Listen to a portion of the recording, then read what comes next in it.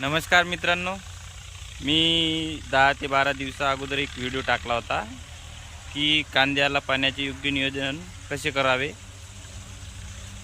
आणि आता मी पुन्हा 10 ते 12 दिवसानंतर पाणी सुरू केलेलं आहे। तुम्ही मागच्या व्हिडिओमध्ये पाहू शकता की त्यावेळेस माझा कांद्याची वाढ किती झाली होती आणि तो कसा होता। आणि मी पुन्हा तुम्हाला या व्हिडिओमध्ये तिथून 10 ते 12 दिवसानंतर पाणी दिल्याने कांद्याचं व्यवस्थापन कसं झालं याबद्दल मी तुम्हाला माहिती देतो आणि तुम्हाला दाखवतो की माझा अनुभव हा कसा राहिला आहे। ते पाहू शकता मित्रांनो तुम्ही की पाहता हा कांदा कशा प्रकारे झाला आहे। फक्त 10 ते 12 दिवसानंतर या कांद्याची वाढ किती झाली आहे। म्हणून कांद्याला जे आहे पाण्याचे व्यवस्थापन हे महत्त्वाचे असते की किती दिवसाने पाणी हे कांद्याला दिलं पाहिजे आणि त्याचे फायदे किती आहे हे यामध्ये दिसून पडते। पाहू शकता तुम्ही कशा प्रकारे हा कांदा झालेला आहे। आता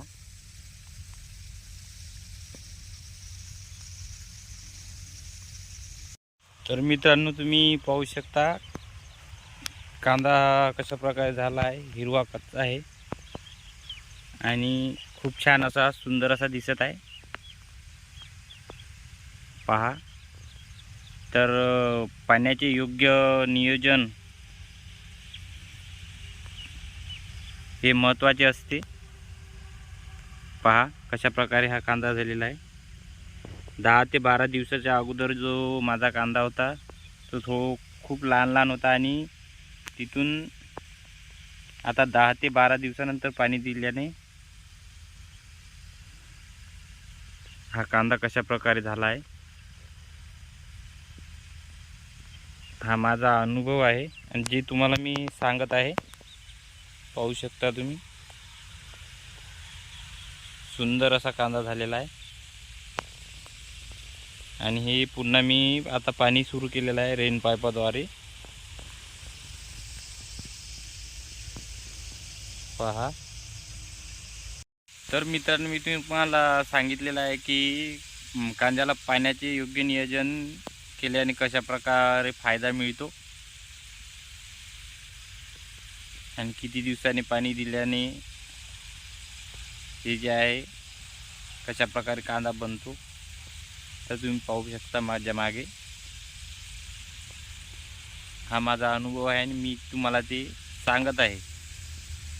तर असेच व्हिडिओ बघण्यासाठी चॅनलला लाईक आणि सबस्क्राईब करा। तोपर्यंत जय शिवराय।